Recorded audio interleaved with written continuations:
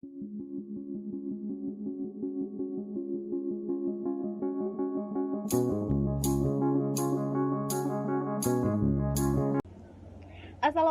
warahmatullahi wabarakatuh. Hai teman-teman, terlebih dahulu perkenalkan nama saya Rizka Ananda, Stambuk A401-19006, Fakultas Keguruan dan Ilmu Pendidikan, Program Studi Pendidikan Guru Sekolah Dasar, Angkatan 2019, Universitas Tadulako.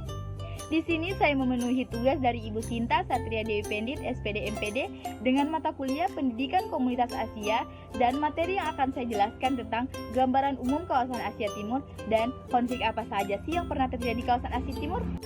Pasti teman-teman berpikir bahwa atau menanyakan tentang apa sih kawasan Asia Timur, dan kawasan ini terdapat berapa negara di dalamnya, dan kawasan ini memiliki konflik atau tidak.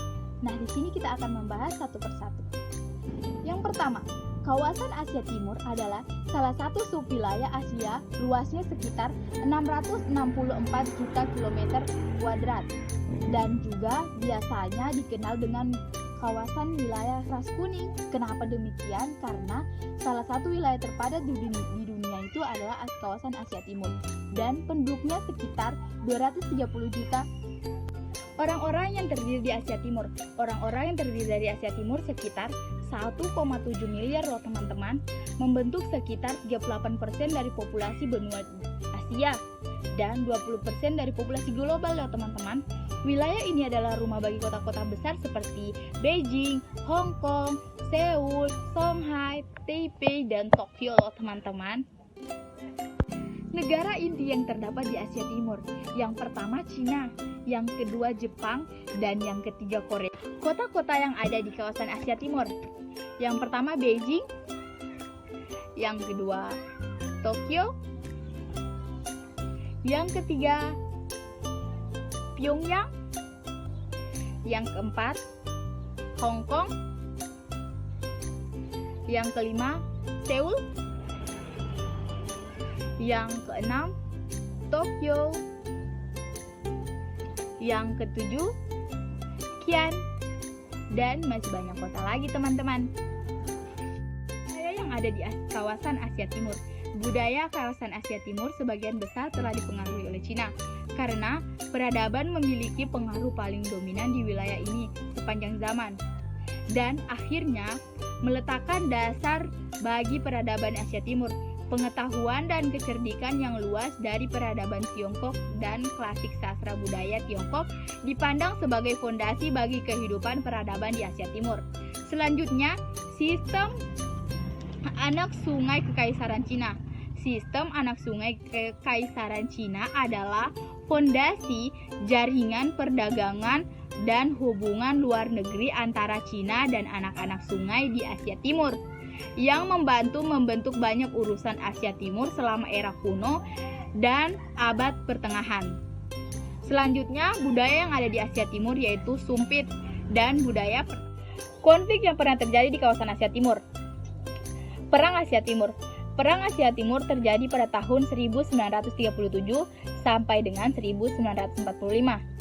Puncak perang ini pada tahun 1941. Perang ini adalah perang terbesar di dunia, karena kedua belah pihak yang berseteru didukung oleh dua kekuatan besar seperti Jepang dan Cina, dan didukung oleh Uni Soviet atau yang disebut sebagai Rusia, dan didukung oleh Amerika Serikat. Dan ada 4 penyebab meletusnya perang ini. Yang pertama, insiden jembatan Marco Polo.